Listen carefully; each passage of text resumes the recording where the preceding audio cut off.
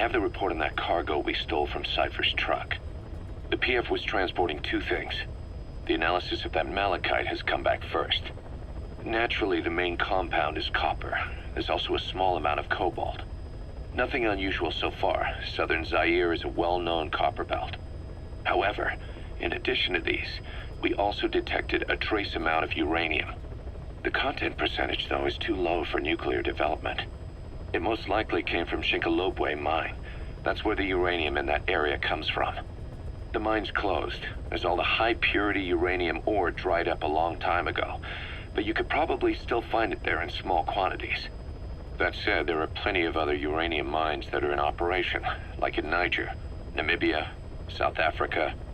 Why go to an abandoned mine to scrape up whatever's left and ship it out in mass quantities without refining it? They were transporting that Yellowcake too, which would suggest they have the technology to refine uranium. Anyway, that about sums it up. Unfortunately, the analysis of that Yellowcake is taking a little longer. I'll let you know when it's done. Boss, sorry to keep you waiting. We finally finished analyzing that Yellowcake Cipher was moving. There was nothing unusual about the composition of the Yellowcake itself. Most of it was oxidized uranium, with the rest being impurities, various metals as well as traces of organic matter. What's interesting is the composition of these impurities. When we checked them against the impurities found in the copper ore, it was clear the Yellowcake didn't come from Shinkolobwe, meaning they went to the trouble of mining two sources of uranium, then transported them together in different states. Another thing, we detected a very thin layer of highly enriched uranium in the middle of the Yellowcake. Now that is very interesting. It may not be a lot, but it points to the existence of uranium-enriching technology. After all, Yellowcake can't naturally produce highly enriched uranium.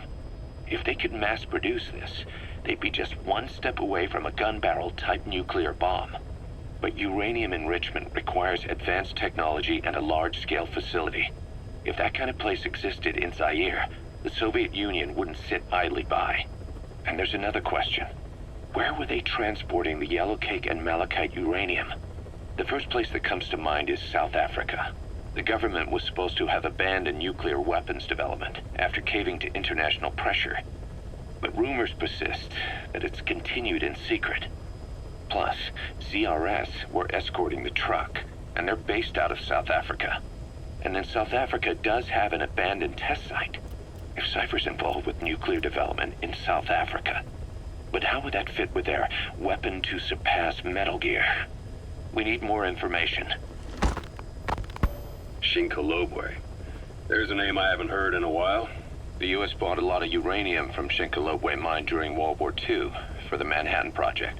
They even sent a squad from the Army Corps of Engineers to reopen the mine after it was flooded. That's how good its uranium must have been. With that, the world's first nuclear test was a success. Shinkolobwe uranium might have been used in the Hiroshima and Nagasaki bombs too.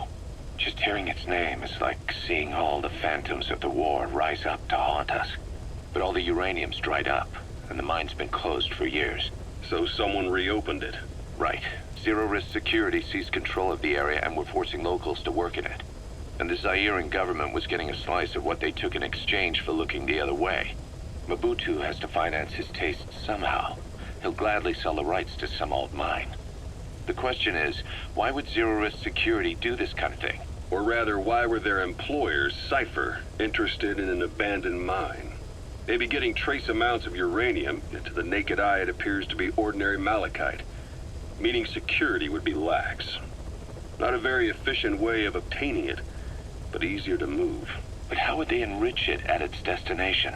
Did the Yellowcake really have a layer of highly enriched uranium in it? Having trouble believing it? No.